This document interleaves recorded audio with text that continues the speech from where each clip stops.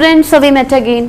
Students, हम लोग 10th class में कौन सा चैप्टर स्टडी कर रहे थे? Heredity and evolution. कौन सा चैप्टर स्टडी कर रहे थे स्टूडेंट्स हम लोग? Heredity and evolution.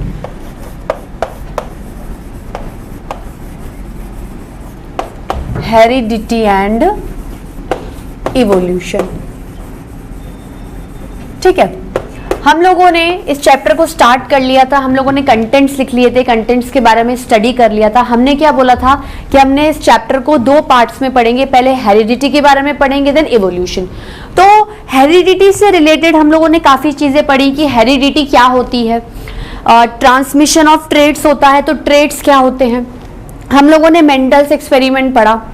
Mendel's experiment क्या है? पी प्लांट में किया हुआ है। उसमें यह कहा गया है कि जब मेंडल ने, जैसे आपको हेरिडिटी को प्रूफ करना है मेंडल्स एक्सपेरिमेंट से, तो उस एक्सपेरिमेंट में आपको क्या करना है कि जो भी ट्रेट ट्रांसमिट हो रहे हैं पेरेंट्स से ऑफस्प्रिंग में, उसको एक्सपेरिमेंटली बताना है कि कौन सा ट्रेट कितना गया है और किस परसेंटेज से गया है। जैसे मेंडल ने क्या किया, सबसे पहले तो पी प्लांट उठाया, ठीक है, इंपॉर्टेंट है इसलिए मैं फटाफट बता रही हूं आप लोगों को वापस से। पी प्लांट को क्या किया, पी प्लांट का कोई ना कोई ऐसा कैरेक्टर उठाना पड़ेगा जो ट्रांसमिट होगा और उसके ट्रांसमिशन को हमें स्टडी करना पड़ेगा। तो क्या उठा लिया? एक ट्रेट उठा लिया। ट्रेट मतलब कैरेक्टर। कौन सा कैरेक्टर? हाइट का कैरेक्टर। कौन सा कैरेक्टर? हाइट का कैरेक्टर। अब हाइट में क्या है, या तो देखो मीडियम कोई चीज नहीं लेनी है, या तो बिल्कुल ही ऊपर लेनी है या बिल्कुल नीचे लेनी है। 2 पेरेंट्स हैं, ठीक है। अगर आप देखो, बात हेरिडिटी से पहले सेक्सुअल रिप्रोडक्शन पे ही टिकेगी, तो सेक्सुअल रिप्रोडक्शन में यू इन्वॉल्व 2 पार्टनर्स। तो जैसे 2 प्लांट ले लिए, पी प्लांट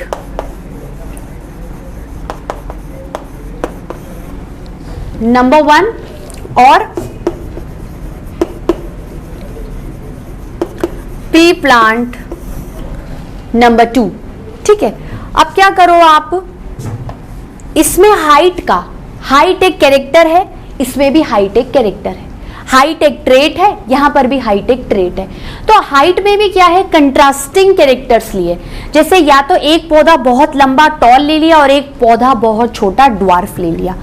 तो हाइट का जो कैरेक्टर उठाया उसमें क्या है, टॉल, और इसमें ड्वार्फ।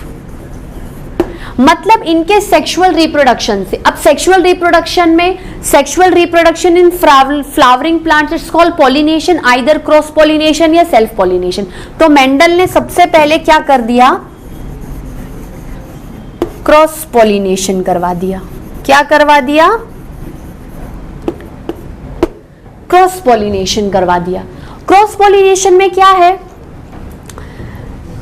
ये टॉल वाला पी प्लांट ड्वार्फ वाले पी प्लांट से क्या हो गया, क्रॉस पॉलिनेट हो गया। इसके पोलन ग्रेन एंथर से उठकर इसके स्टिग्मा पे चले गए। तो रिजल्ट क्या मिला?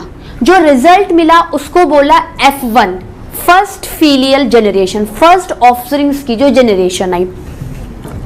ऑल टॉल प्लांट्स,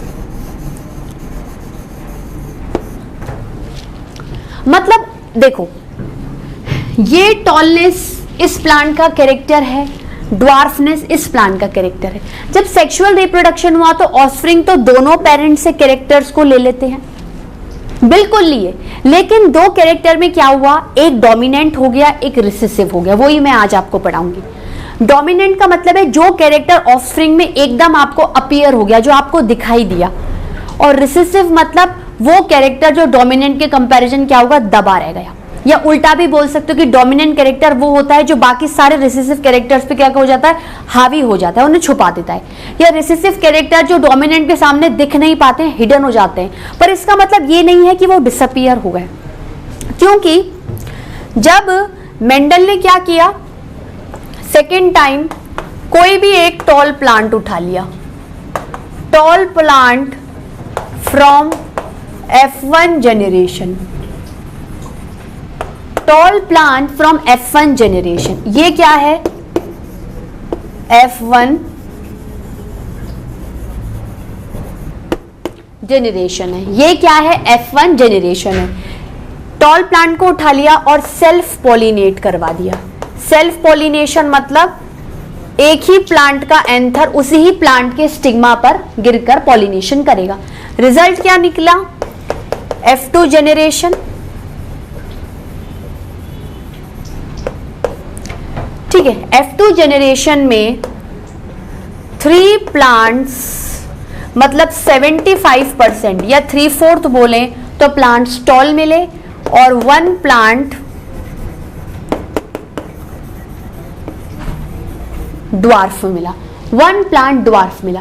मतलब यहां पर ऑफस्प्रिंग में ड्वार्फनेस वाला कैरेक्टर अपीयर ही नहीं हुआ, हिडन रह गया।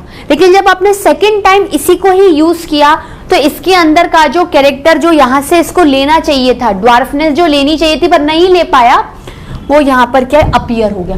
पर स्टिल टॉलनेस क्या हुई, फिर भी डोमिनेंट रही। ज्यादा प्लांट टॉल बने हैं, कम प्लांट ड्वार्फ बने हैं। ठीक है, तो इसी बेसिस पर वी हैविंग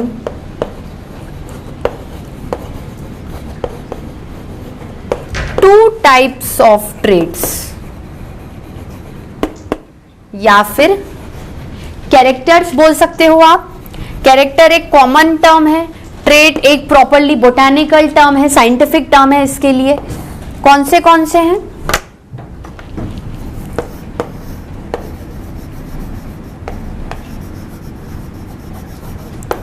डोमिनेंट ट्रेट, नाम से पता चल रहा है डोमिनेंट मतलब जो हावी है, जो डोमिनेंट कर सकता है, अपने आप को ज्यादा उभार सकता है। और रिसेसिव, रिसेसिव ट्रेट। ठीक है, तो हम लोग इसके बारे में स्टडी करते हैं। पहले क्या पढ़ेंगे हम,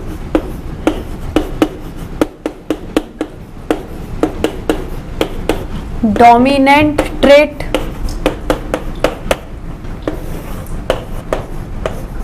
डोमिनेंट ट्रेट। डोमिनेंट ट्रेट का मतलब क्या होता है, दोज कैरेक्टर्स और trait which appears in the offsprings, those characters और trait which appear in the offspring. ठीक है, अब आप बोलोगे मैम ड्वार्फनेस भी तो होती है, तो फिर कैसे बोला आपने कि how the characters appear in the offspring, जो सबसे ज्यादा नंबर में दिख रहे हैं वो डोमिनेंट हुए ना। मतलब दोज कैरेक्टर्स और trait which appear more and more in the offspring.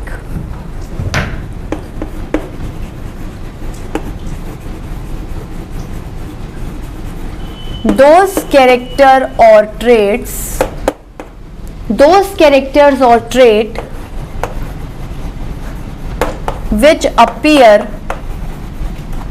which appear more and more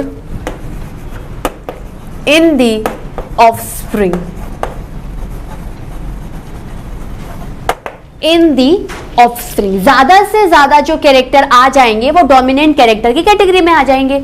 यहां पर कौन सा कैरेक्टर ज्यादा से ज्यादा आया था, हाइट में टॉलनेस वाला या ड्वार्फनेस वाला। देखो हाइट कैरेक्टर तो ट्रांसमिट होगा ही, जिस भी हाइट का प्लांट होगा वो उसके ऑफस्प्रिंग को मिलेगा ही। लेकिन if you have contrasting character with in the particular trait, तो हम उसमें क्यों नहीं डाइवर्सिटी क्रिएट कर सकते हैं। ठीक है, तो हाइट के जब हमारे पास दो कंट्रास्टिंग कैरेक्टर हैं, एक टॉलनेस वाला एक ड्वार्फनेस वाला, तो डोमिनेंट कैरेक्टर कौन सा है, टॉलनेस। देखो पहली जनरेशन में भी आपको ज्यादा से ज्यादा टॉल प्लांट मिले, दूसरी जनरेशन में भी आपको ज्यादा से ज्यादा टॉल प्लांट मिले। ड्वार्फनेस आई, रिसेसिव ट्रेट आया, डिसअपियर नहीं हुआ, हिडन था, आ गया, पर इट्स स्टिल जो नंबर था प्लांट का वो टॉलनेस की तरफ ज्यादा था। ठीक है, तो हम लोग क्या कहेंगे, those character trait which appear more and more in the offspring. Example, in Mendel's experiment,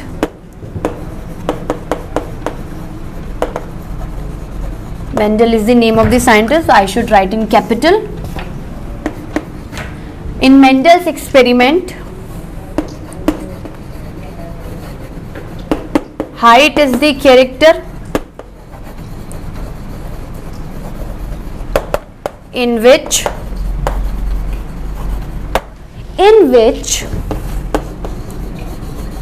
tallness is the dominant character or trait. ठीक है students, note it down. Students, have you noted down? चलिए, dominant trait हो गया. अब क्या पढ़ते हैं? Recessive trait.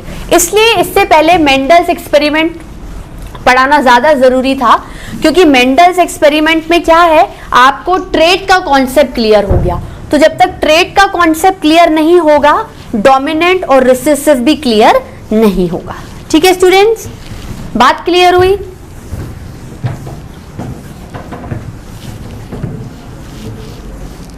चलिए, दूसरा ट्रेट या कैरेक्टर कौन सा है डोमिनेंट के बाद? रिसेसिव. रिसेसिव का नाम ही मतलब रिसेशन आना. रिसेशन आना मतलब कमी होना. कमी होना मतलब नंबर क्या है? डिक्रीज होता जा रहा है. Recessive trait.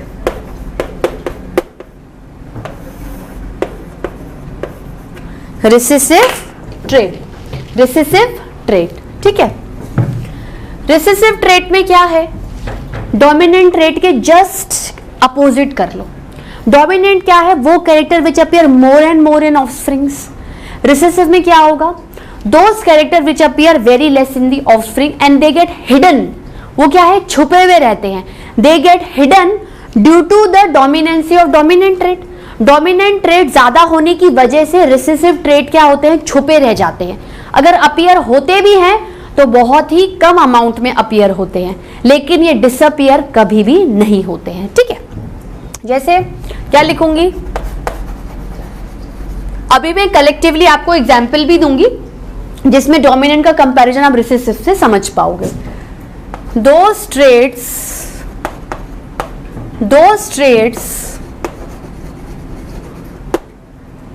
which appear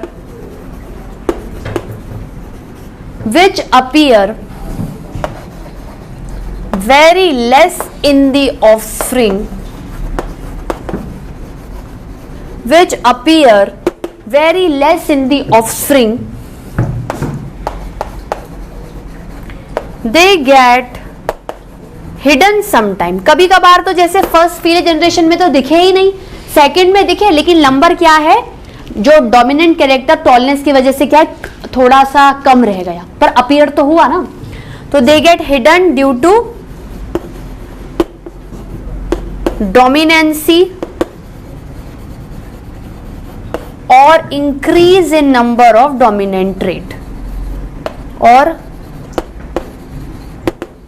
increase in number of dominant trait.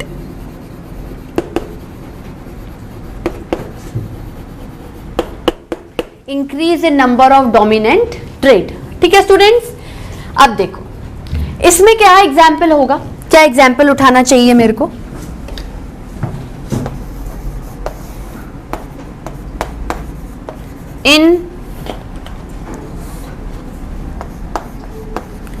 In Mendel's experiment,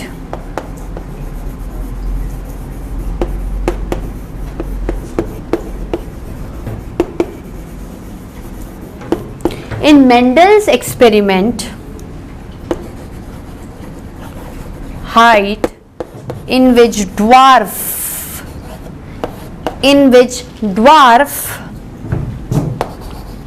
is the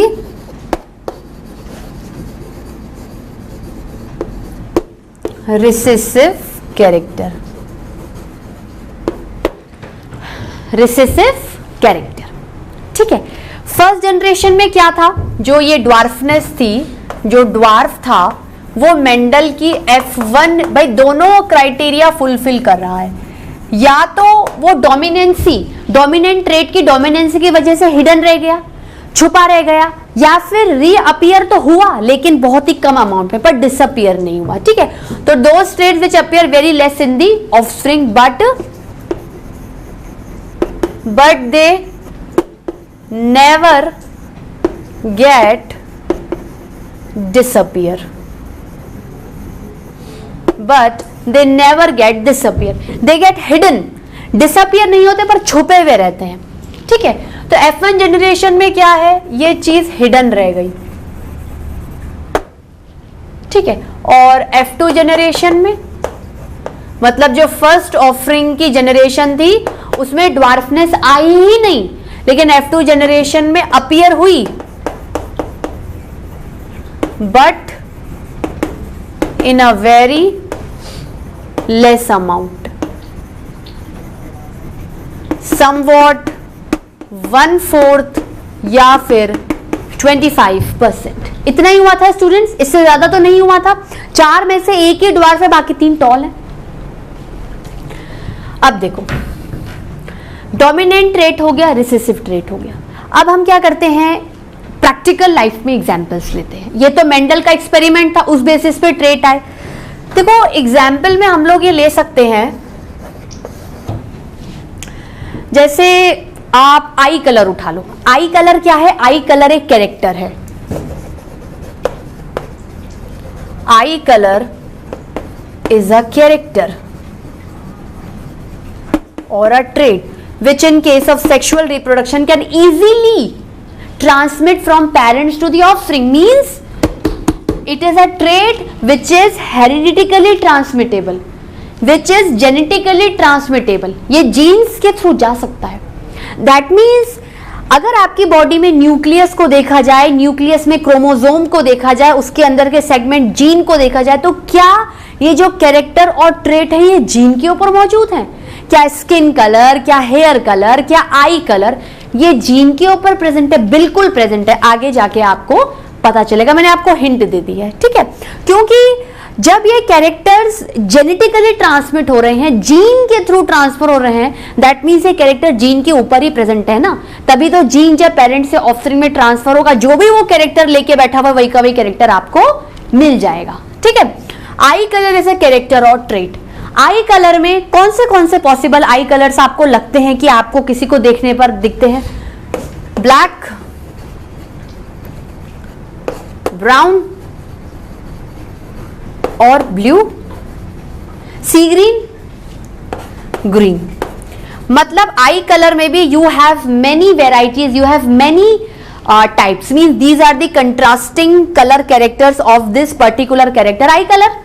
भाई जब हाइट में टॉलनेस, ड्वार्फनेस थी, तो आई कलर में भी तो वैरायटी हो गई ना, वो हाइट के टाइप्स थे, ये आई कलर के टाइप्स हैं, ठीक है। मेजॉरिटी में आपको जो पॉपुलेशन नजर आती है, कौन सा आई कलर के लोग दिखते हैं?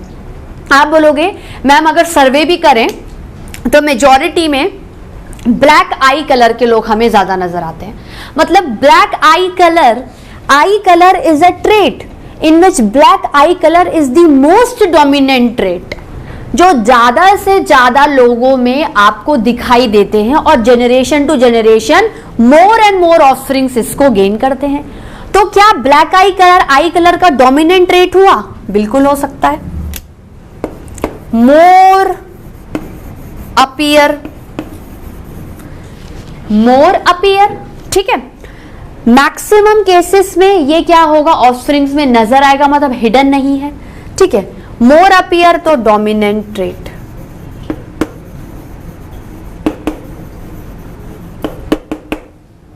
ठीक है। ये क्या है, आपको लेस दिखेंगे, लेस सीन। मतलब ये जो कलर्स हैं, ये इस कलर के कंपैरिजन क्या हुआ है, रिसेसिव ट्रेट। बात क्लियर हुई स्टूडेंट्स? अब हमें यह जानना है कि क्या कभी रिसेसिव ट्रेट नजर ही नहीं आएंगे, या चलो मेंडल ने तो पी प्लांट में दिखा दिया कि पहली जनरेशन में नहीं आए लेकिन सेकंड में आ तो गए, तो किस तरीके से ह्यूमंस में रिसेसिव ट्रेट गेन होते हैं? हिडन तो ये भी होते होंगे, डिसअपियर तो नहीं होते। जो हिडन चीज है वो कैसे नजर आती है, किस प्रोसीजर से रिसेसिव ट्रेट ह्यूमंस में जनरेशन टू जनरेशन वापस से रीअपियर हो जाते हैं? देखो ये फादर है, ये मदर है, ठीक है। आई कलर ब्लैक है, आई colour is a character black. Eye colour mother में भी एक कैरेक्टर है जो कि ब्लू है, जो कि ब्लू है। इन दोनों का सेक्सुअल रिप्रोडक्शन करवाएंगे because these are not plants, we are not going to consider pollination here. Sexual reproduction हुआ। अब जो ऑफस्प्रिंग आया, ऑफस्प्रिंग इसमें से भी उठाएगा, ऑफस्प्रिंग इसमें से भी उठाएगा, पर जो कैरेक्टर पहले दिख जाएगा या जिस कैरेक्टर का ज्यादा से ज्यादा नंबर ऑफस्प्रिंग उठाएगा वो आपको नजर आ जाएगा, और जो नजर आ जाएगा आप उसे क्या बोल दोगे, ये डोमिनेंट कैरेक्टर है। ठीक है, ऑफस्प्रिंग बना ब्लैक आई कलर का, मतलब in overall eye color if we are taking two contrasting characters या if we are taking two varieties of eye color, one is black and one is blue, तो black blue के comparison में क्या है, ज्यादा appear हो रहा है, मोर एंड मोर ऑफस्प्रिंग्स में अपीयर हो रहा है। हो सकता है जब ये सेक्सुअल रिप्रोडक्शन करे तो इसके ऑफस्प्रिंग को भी ब्लैक कलर मिल जाए। तो black eye colour is the dominant character of the overall I colour character. बात क्लियर हुई स्टूडेंट्स? इतना समझ में आया है? इसको नोट डाउन कर लीजिए स्टूडेंट्स, नोट इट डाउन। चलिए, डोमिनेटिंग ट्रेट तो दिख गया कि अपीयर हो गया, तो ब्लू आई कलर क्या डिसअपियर हो गया था? नहीं, वो हिडन रह गया था। वो क्या था? अपीयर नहीं हो पाया। वो क्या था? अपीयर नहीं हो पाया। तो क्या, कैसे अपीयर करूं इसको? भाई डोमिनेंट ट्रेट तो हो रहा है ना, रिसेसिव ट्रेट को कैसे अपीयरेंस दूं? उसके लिए क्या होना चाहिए?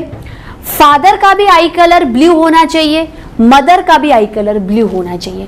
तो यहां का रिसेसिव ट्रेट, यहां का रिसेसिव ट्रेट, या अभी इसको रिसेसिव मत मानो, फादर का आई कलर ब्लू ट्रेट, मदर का आई कलर ब्लू ट्रेट, दोनों मिलकर एक ही डोमिनेंसी क्रिएट हो रही है, blue blue blue blue blue. The result of the eye color of the offspring is always blue. ठीक है,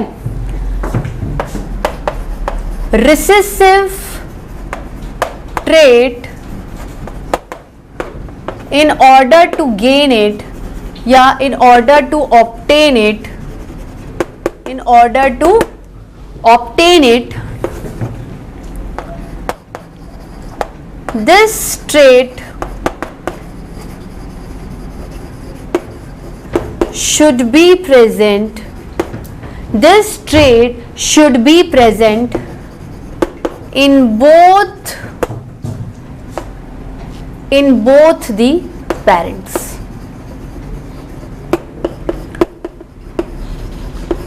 Male parent and female parent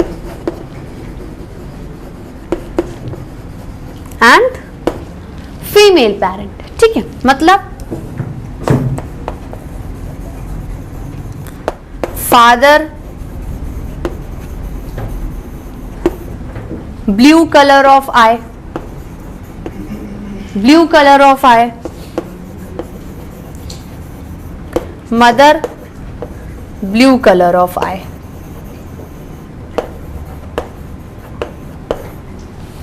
ठीक है, father blue colour of eye, mother blue colour of eye. ठीक है, अब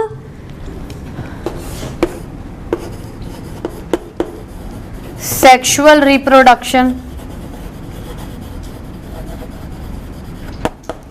sexual reproduction हुआ, offspring बना,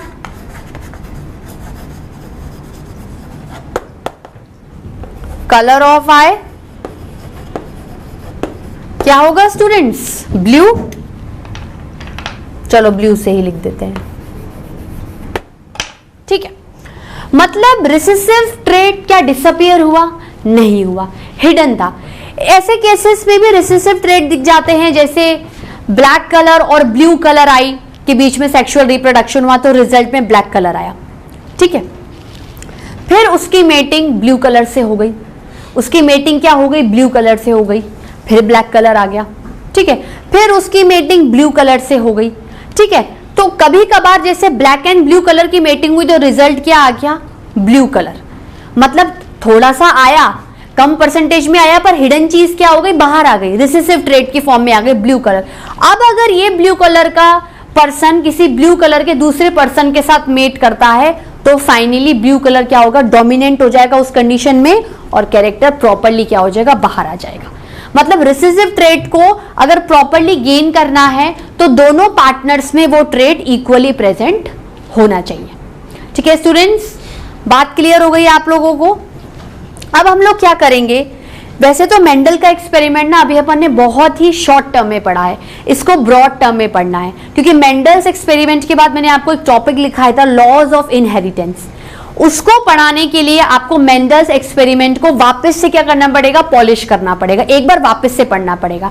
पर उसको पढ़ने से पहले अपन लोग कुछ बेसिक टर्म्स को क्लियर करेंगे। ठीक है, बेसिक टर्म्स क्या क्या हो सकते हैं ये बेसिक टर्म, पहले मैं इन सबके नाम लिखा देती हूं आपको। क्या क्या होंगे students, autosomes, autosomes, sex chromosomes, autosomes, sex chromosomes,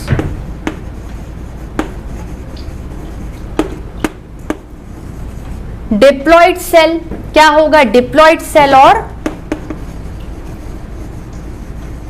haploid cell.